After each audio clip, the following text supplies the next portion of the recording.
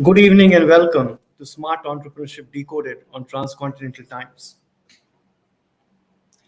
We have met entrepreneurs of all hues, all types, and a lot of investors apart from lawyers, owners of accelerators, and people from a diverse background, including media, motivational speakers, almost everywhere. Last week, we met a successful entrepreneur from the product space, somebody who had created a product and sold it to a large Indian conglomerate. Often, we find business owners, politicians, and others in the ecosystem or in the business community at large speak about the fact that India doesn't have an innovation culture. India doesn't have a strong R&D base. India does not create products. India creates services. They keep talking about it, but they don't do anything about it. If a young person today invents a product, where do they find the labs? Products take a long time from a lab to actually get into the market, and most products don't make that journey. Who will back them? How will they find support? A journey that normally takes 3 to 10 years versus a service kind of business which you can launch in a few months. Who are these brave hearts who continue pursuing these dreams in the absence and total absence of support and infrastructure? I was privileged to meet one of the finalists of our 2018 India Fund Fest, who was exactly on this journey. And our guest tonight is that very gentleman, Anand Sundararajan of KoDwell Technologies. Welcome, Anand. Thank you, Nalin. Thank you, Nalin, for your kind introduction and having me on the I'm, show. Thank you so I'm much. so happy to see that behind you on the wall, I still see the India Fund Fest finalist certificate. And I remember you were one of those finalists from across 12,000 applications in the country. One of the few people who had a product. And I know you started in 2012, your company formed in 2014, so it's a 7 to 9 year journey. Right. You are a hardcore R&D based product company. You started off with wearable devices. You were doing a crowdsourcing kind of thing for the wearable device that you started out with. Talk to us first about that product and then we'll look at the journey. Okay. So, 2012, we started our R&D journey. We wanted to have a variable, and that time we had this. There's something called as SOC, like one board. We had an idea where we would have three cameras. So we met Intel R&D development. We met Qualcomm, and they said it's not possible to do that. And then during the journey, we developed it ourselves and then trying to convince people, like we had built an AI based out of wearable devices. We had three cameras set up there, and we wanted to bring a revolution where there's something called as golden hour. Like whenever there is any kind of medical emergency, the system or technology should be in a place where more lives can be saved. And that was the concept where we wanted wearable, because we had built sensors which had more than 325 data that can be done. But then it was so early when we started pitching this to people. People started telling us like nobody's going to talk to a machine. I mean, nobody's going to talk to a machine. It will look like crazy. And then it all started, and then we were also invited to CES where we presented this. But then all the way, there was something called as timing. I mean, if you are a bit ahead of time and you try to explain that this is what system or technology is going to happen in future, it becomes difficult for companies or startups like us who have just began their pace. They have done an R&D and they wanted to bring out a product. So uh, we So, also did the you, crowdfunding. Yeah. so you bring an important point. Timing is critical, right? A lot of research Timing. shows timing is what makes or breaks a business. So, in your view, you were a little ahead of time, Yeah. and people did not believe you that they will actually interact with a wearable device. And today, that's like a joke, right? Every child does it. Everybody Yeah. has a wearable device, Yes. and you were a little ahead of your time. But talk through about the process where you were trying to build this product, and when you do, I'm not an R&D person, I'm a numbers person, but I'm trying to imagine sitting in Nasik, which is where you're based. By no means is Mhm. it a small town. It's quite an advanced town. I know that. But sitting in Nasik, is it for an inventor? How difficult is it, or sitting anywhere in India, to get components, get the design part of it, get the UI, UX? Software is easier, but the hardware side of it, the dies, the materials. What was that experience like? Yeah, it was absolutely a very big journey. Like number one, we had to do a lot of paperwork. Then we had to do some data sheets, and we had engineers who could actually work. But then the components, single piece of components were not available. So we had to import few components from different places. Then try to like a small device. Also, if you want to build, you have to assemble components, and after 6 or 8 months of time, you see that integration is not giving the results that we actually wanted for.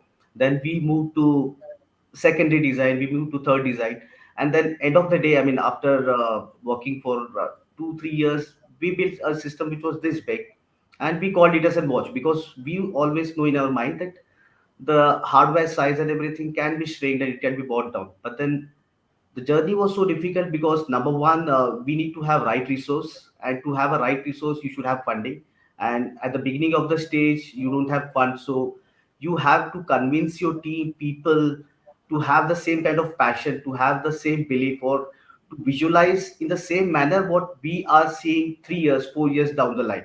But then everything started on a piece of paper, then we had a breadboards, and then we started doing this. So keeping team motivated throughout this journey with lot of failures in design, lot of things that is not going as expected, and meetings with companies like Qualcomm and Intel, and having a statement from them that this is not possible, and still encouraging our team member, our R&D team guys, engineers, that this is possible. I mean, we are, in a way we are able to do that. So that was absolutely bigger journey, because number one thing, you can always keep your team intact with either with passion, either with money, or either with some kind of facilities that you can provide to them. And as an R&D or as an team, what we only had, like only thing that we had is our vision, and we were all able to see what is growing up, what is its, how is it building, how is it coming. So the entire journey was So, all about determination and passion. Yeah. yeah. I want to pick on that a little bit more because a lot of entrepreneurs go through similar journeys, right? You start Yeah. with an idea or a product, and I applaud you. You actually built a product with R&D in it and real research, real the innovation. After all, you have one granted patent and 19 patents pending. So Yeah. you are an R&D organization.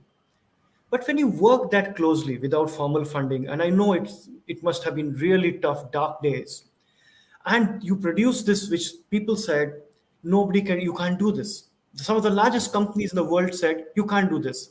Yet you did it.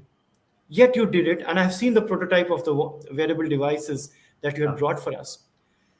So when you're so passionate, it's almost like your baby. The team is so well meshed, so invested in it. How does one decide we are going to put this on the shelf and move on? What, at what point you took that decision that we need to move on, guys, to something else? And how did you arrive at the decision? Okay. So by the time when like the variable came into market, it was 2016, 17, 15, 18. Variable were precisely in the market, and then Apple and other companies came up with more marketing and other things. So we thought, because to produce a variable and get it to market with a competitive price, you need a very huge funding. So what we did was, our R&D base was still strong. We had not only built technology based on variables, but we had built something for telecommunication where we were able to have a device which can communicate even when there is no cellular network around. So as I said, spending the time with R&D team, or trying to uh, go through this journey, all that we had was some kind of new technology, some kind of innovation, and we kept on building. And then one fine day, when this we went to crowdfunding as well, and that was our last hope, when we thought we would get money from crowdfunding and then we'll take this product forward. But then the response of crowdfunding, because as I said, you rightly pointed out the timing. The timing by the time when we went to crowdfunding, we decided that we can have this platform. The timing was not suiting to that particular product because market was already overcrowded with variables and other technology. And that point of time, we decided we would bring some kind of technology. We are not able to bring it in a variable form, so let us give it a different form factor. So the KoDwell kiosk, what we have built, has lot of ingredients or lot of efforts or a lot of technologies which we had already built it for a wearable watch. What we did is we did some small tweaks and we gave a Yeah. different form So factor. hold that thought, because you're a classic case of pivoting the business, right? Hmm. You did R&D, produced a product, didn't work ahead of your time, and you decided, okay, from all our learnings and all the technology that we've got, let's now build another product. And you went from a B2C to a complete B2G model, B2B, B2G model, and built a Absolutely. completely different product. What is this product? This product is called KoDwell Kiosk, and if you see, it is almost inspired by a system called as Wood Wide Web. Now, Wood Wide Web is a system or a technology which is beneath our ground, like underground, where trees, plants, and bigger trees communicate between them, and that is how this ecosystem and environment works. In. So when we thought of bringing kiosks, the idea was if you see computers, if you see laptops, the e-commerce or any kind of advertisement, now it is or any kind of applications on Android phone or Apple phone, now it has reached to its optimum limit. And in any kind of technology, whenever there is this optimal limit has reached, because you have AR, you have VR, you have all kinds of app that is available. Now when this optimal limit is reached, there is a different evolution that is going to happen, and that is what we call this as a technological leap. So we build this kiosk which will be in public places, and this will act as an internet for people, like where there will be interactive screens and other things. So basically, kiosk, how we build is it's an interactive tool for city planners. Now, based on city needs, you can actually configure, have it customized, and use the kiosk. For example, places like hilly areas where there are natural calamities, which is taking a lot of lives, which is destroying a lot of people's happiness and other thing. We built a system where it proactively gives you alerts, president alerts, and other stuff where people are already aware there is this natural calamity coming in. And this system also, the biggest thing that we have found out is, let it be any country, but in India, if you see the machinery and government resources, problem is not with system, problem is with resource, and how do you manage that resource to optimally uh, help people or give service to people. Like one small ratio I'll tell is, for 1 lakh people there are 125 police, those are deployed to maintain law enforcement. Now it is highly impossible for this resource to maintain this bigger ratio. So then we have started building kiosks which helps police, which helps government officials, where they can immediately reach to people. It acts as an communication bridge.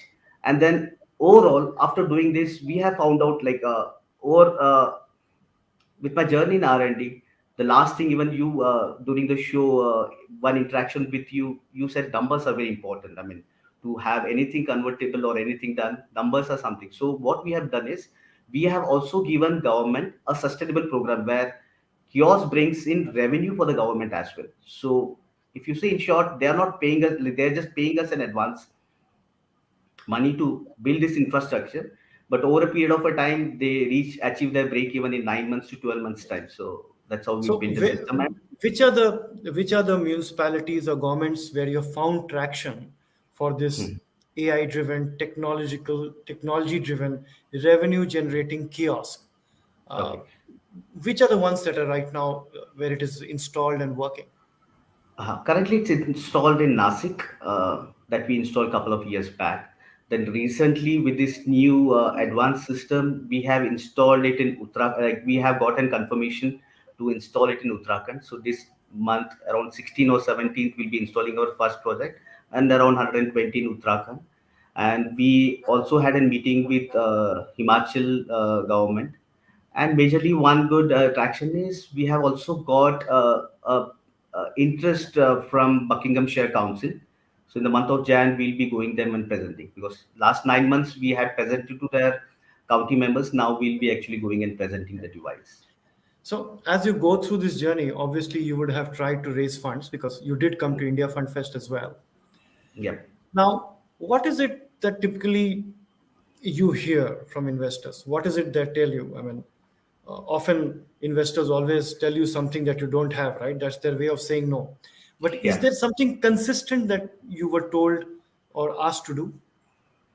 Yeah, one thing I really like, any investor, he wants to invest. They want to see a profit and loss statement. They want to see a top line, bottom line, or they want to see a traction or revenue that is being generated. But in our case, what happens is R&D. You already have a balance sheet which is a loss making balance sheet, because you have to spend that time to get that.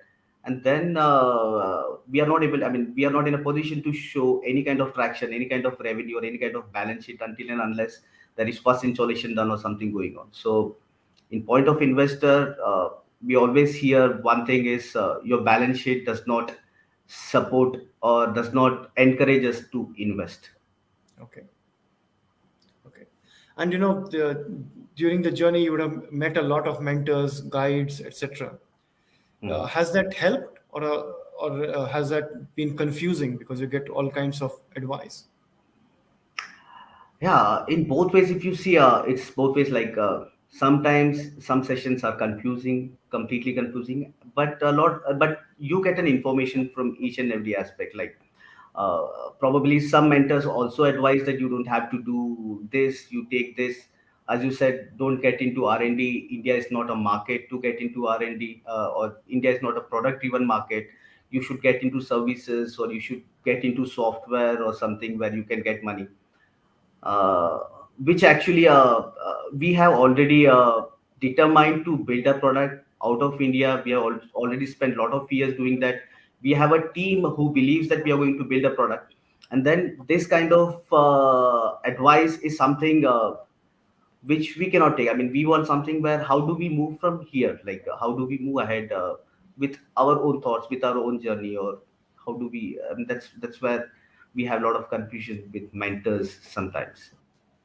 So, I have been speaking to you on and off over the last 3, 4 years, and every time you launch a new product or you get a new client, you definitely uh, send me the brochure, and you keep me posted. Yeah, yeah. When you think of this last 6, 7 years journey that you have gone through as Mhm. an entrepreneur, as a founder, is there something you would have done differently? Yes.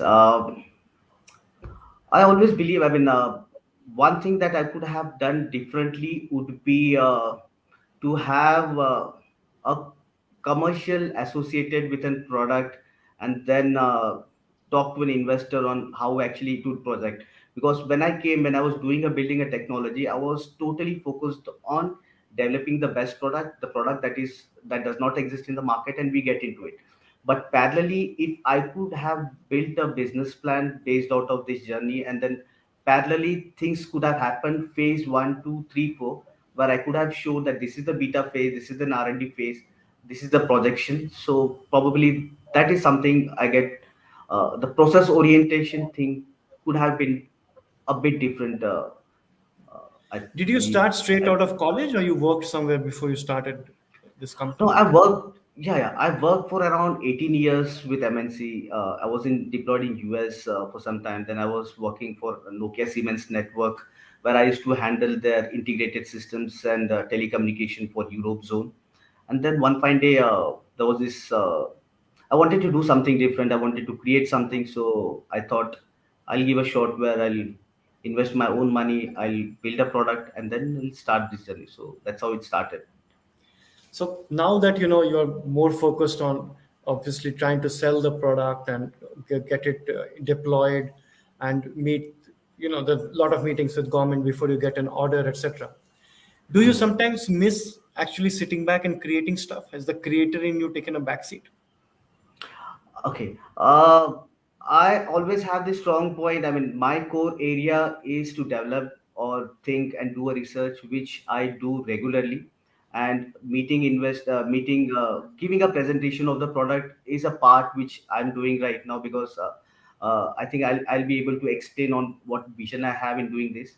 But then I had never left something that I really that is my core strength. I had never left that. So maximum time even today goes into research and development, or doing some kind of research activity.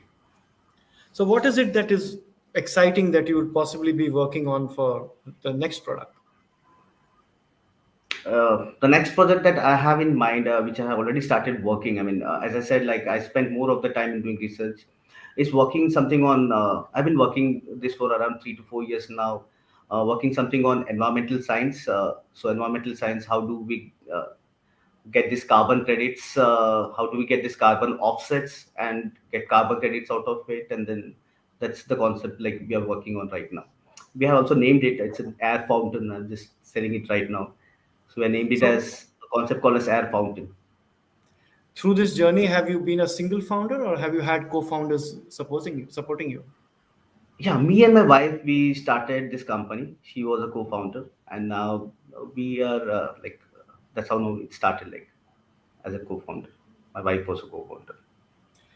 Has being in Nasik been a handicap? For example, if you had been in a Bangalore or somewhere, would it make a difference to you? Do you think? Yes, I think place does matter. Like during your R&D time, it doesn't matter much. But when you are meeting more of investors, you want to participate in events. During that time, place really does matter. Like if it was Bangalore, possibly I would have had a lot of more meetings, lot of more exposures to things, have more networking done. But Nasik, it restricts a bit. I know you have won a lot of awards and you have got the recognition. I have seen a lot of newspaper and media coverage about your company as well. If, when you look back, and you know it's been a pretty difficult journey, right? But now things are stabilizing and looking up, and I'm sure you will do very well. I will do everything I can to connect you and showcase you like we are doing now. I appreciate it. Thank you so But much. Yeah. of the things that you have done in the last 6 7 years, what is it that makes you the most proud or satisfies you? My team makes me very proud, and the team that always stands by me, whatever situation is, it's the connection is not only about money. The connection is not about any other privileges or any other designation. As you know, startups, we have all having our own designation. It's not about anything. It's about one goal, one vision, and my team trusting on my dream, staying with me for 7 years, with max, like what are optimum sacrifices they can do. They have done everything, and still being with me gives me strength, where that's how it encourages me to get into more products, do more R&D, because I always believe having a strong team with you, and 7 years is, it becomes a family now. So we are almost, everyone is family. So that gives me a pride feeling. Anand, it's been an absolute pleasure to have you. Despite this the journey of ups, downs, and now relative success, you're still balanced, still grounded. You still speak without malice. You still speak with the excitement of the next product. You talk about your team. These are values that every entrepreneur should imbibe. I wish you the very best, and I hope to be a part of your journey as you go through success, which is inevitable for a person with your kind of grit and determination. Thank you. All the best, and have a great evening. Thank you so much, Nalin, for your kind words. I really appreciate it. Thank you for Thank you. calling me in the show. Thank you.